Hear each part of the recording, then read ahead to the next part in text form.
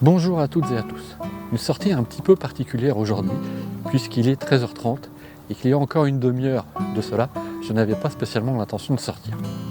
Puis j'ai regardé dehors, je me suis dit, le ciel est pas mal, il y a peut-être quelque chose à faire. Ça, c'est la première particularité de cette sortie, c'est, voilà, même si on est en plein milieu de l'après-midi, on peut quand même sortir faire de la photo. C'est un des avantages de l'hiver, c'est que le soleil reste relativement bas sur l'horizon et on peut avoir des belles lumières tout au long de la journée. Bon, en ce qui concerne la lumière, là c'est un petit peu en train de changer parce que c'est en train de se couvrir.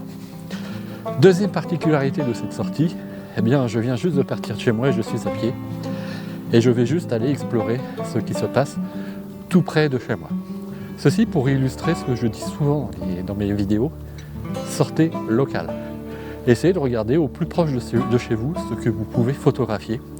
Et c'est exactement ce que je vais essayer de faire aujourd'hui.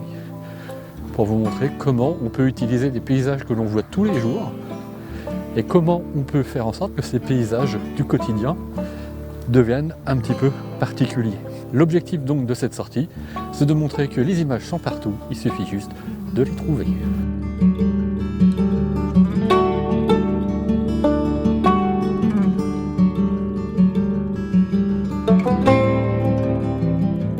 En parlant de trouver des images à travers des paysages du quotidien, il y a cette clôture là qui peut paraître assez commune, mais moi ce que j'aime bien aussi dans cette scène, c'est le ciel. Et je voulais le mettre en avant, mais il manquait quand même un petit point d'accroche dans ma scène. J'allais pas juste me contenter de prendre le champ vide, je voulais quand même y inclure un point d'accroche. Et je vais vous montrer l'image que j'ai composée. Je vais essayer de vous montrer ça du mieux possible, parce que les conditions sont pas idéales cet après-midi, il y a pas mal de vent. Mais voici la scène que j'ai composée. Je vais essayer d'éclaircir un petit peu ça pour... éclaircir un petit peu ça. Voilà, pour que vous puissiez bien voir, mieux voir la composition.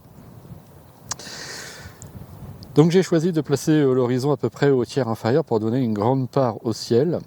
Et j'ai fait partir la clôture du côté droit de l'image qui va nous faire traverser tout ça jusqu'au tiers gauche de l'image, ce qui va naturellement nous attirer vers le ciel qui est le sujet le plus important dans cette scène.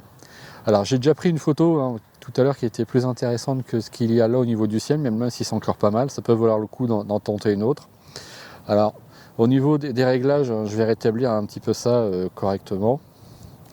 C'est-à-dire que j'étais plutôt à F11 et je suis à peu près au 80e ici, à ISO 200, je vais essayer de faire attention de ne pas avoir de vitesse trop lente. On va être sur une scène assez minimaliste mais qui peut avoir son intérêt justement du fait de la texture qu'il y a dans ce ciel.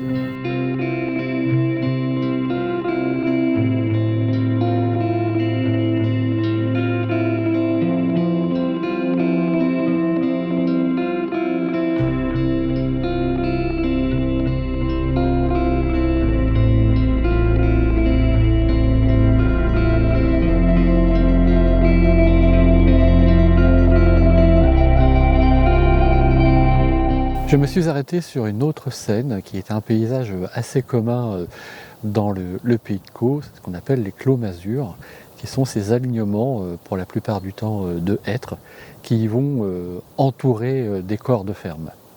Alors je vous montre, parce qu'il y en a un juste en face de moi, mais c'est pas ce que je vais photographier. Donc vous voyez, c'est ce que vous avez en face de vous là, vous avez des séries d'arbres qui vont clôturer un corps de ferme, qui sont plantés sur un talus, ce qu'on appelle ici des fossés. Et puis il y en a encore pas mal qui subsistent dans la région. Je vous fais voir un petit plan un peu plus global.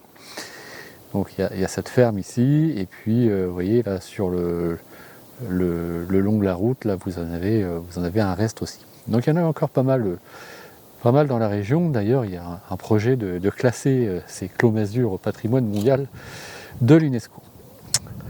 Alors revenons-en à notre scène. Ce que vous voyez en face, c'est cette ligne d'arbres. Et j'aime bien la silhouette de ces arbres, la façon dont elles se détachent par rapport au ciel assez clair. Donc on va vraiment avoir un jeu de contraste dans cette image-là. Alors j'ai eu quelques difficultés à la composer, et je vais faire attention, c'est une voiture qui arrive. Alors comme je le disais, j'ai eu quelques difficultés à composer cette image.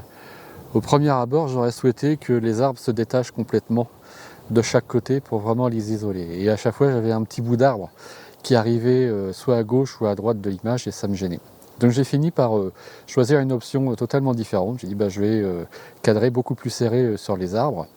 Et comme ça, les arbres sont coupés à gauche et à droite et on a l'impression que ça se prolonge plus que le côté un petit peu isolé. J'ai vraiment donné beaucoup d'importance aux arbres et au ciel et juste une petite bande de sol ici pour avoir une mise en situation. Alors parlons un petit peu des réglages ici, vraiment rien de spécial. Hein.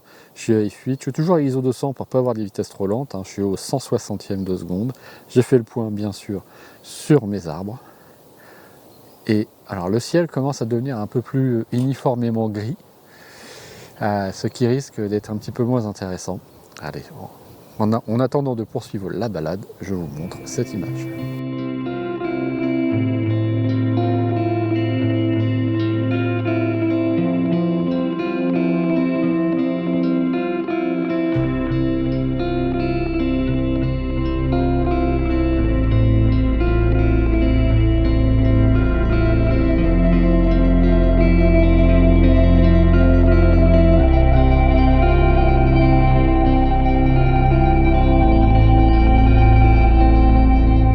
L'avantage de sortir avec des conditions météo comme celle d'aujourd'hui, c'est d'avoir des lumières tout le temps changeantes.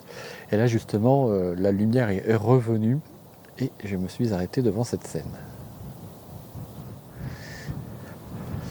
Alors, ce qui m'intéresse, je me mets un petit peu à l'abri du vent pour que vous m'entendiez le mieux possible, c'est cette ligne là d'arbres un petit peu vallonnée avec le champ juste devant, avec les lignes dans le champ qui vont guider le regard vers la ligne d'arbre. Et je suis en train de prendre des photos parce que là la lumière devient vraiment très sympa. Et vous l'avez peut-être entendu avec le bruit du déclencheur, je suis en train de prendre avec un bracketing d'exposition pour compenser la forte dynamique qu'il y a dans cette scène. Je vous montre ça d'un peu plus près. Alors j'essaie de vous montrer ça du mieux possible, parce qu'à mon avis il n'est pas gagné. Donc j'ai cadré ma scène pour donner une bonne part au ciel et à peu près un tiers au niveau des arbres. Alors j'aime bien le côté un petit peu vallonné du paysage, je trouve ça plutôt sympa. Alors au niveau des réglages, je suis à f8, toujours à ISO 200, je vais avoir des vitesses largement suffisantes et donc j'ai fait un petit bracketing d'exposition pour ensuite assembler ces prises de vue au moment du développement. J'en fais une nouvelle tentative, je pense que finalement je peux passer à ISO 100.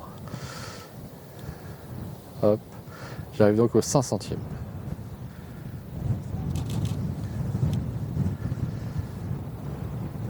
Donc voici les trois vues. Donc encore une fois, ce sont des paysages que je vois au quotidien et sur lesquels je ne me suis pas encore arrêté plus que ça jusqu'alors. Parce qu'il faut les regarder, je pense, avec un œil différent en fait. Et c'est ça l'objectif de cette sortie, c'est de montrer que même des paysages que l'on voit tous les jours, on peut les voir avec notre regard que l'on a tous les jours, pris un petit peu dans le flot. Mais aussi on prend un jour le temps de revenir dessus et de s'arrêter et de les regarder avec un œil plus dans l'optique de trouver des photos. On redécouvre des scènes auxquelles on n'avait pas prêté attention jusqu'alors. Je dois dire que ce petit exercice auquel je me livre cet après-midi est assez plaisant et je vous encourage à le faire à votre tour et n'hésitez pas justement, si vous le faites, à partager votre expérience à travers les commentaires.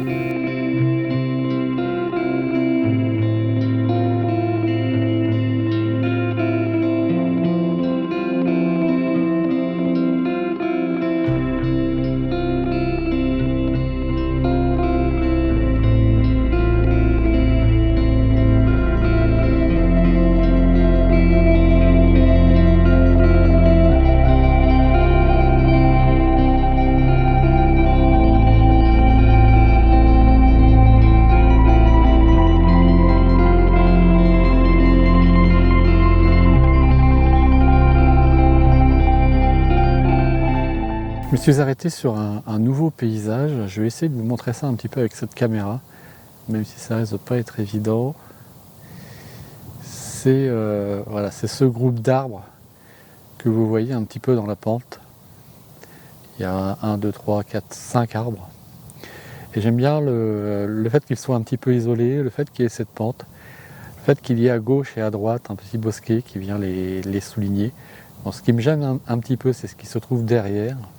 Et cette image ne peut exister que si la lumière est présente. C'est-à-dire que si j'ai un minimum de lumière qui vient devant, qui vient de venir éclairer les arbres ou qui va venir éclairer l'arrière-plan. Pour l'instant, c'est pas gagné. J'ai déjà fait une prise de vue tout à l'heure où j'ai eu un peu de lumière et j'espère qu'elle va revenir parce que j'aimerais faire une autre prise de vue. Je me suis installé avec le 100-400, je suis à environ 300 mm. Et au niveau de mes réglages, je suis à f9, ISO 200, ce qui me donne pour l'instant une vitesse au 80e. Comme je suis à 300 mm, je préfère avoir une vitesse relativement élevée, d'où le fait d'être passé au 80e. J'ai mis un retardateur de 10 secondes pour être sûr que l'appareil se stabilise bien une fois que j'aurai appuyé sur le déclencheur. J'ai pas envie de me faire avoir comme la dernière fois à la tourbière d'Orthoville.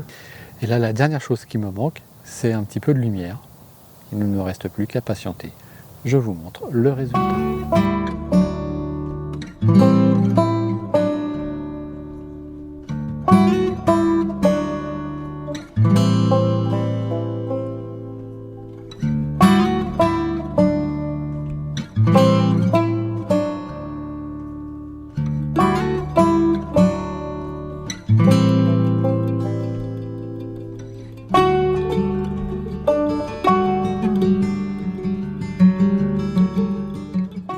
C'est la fin de cette courte vidéo.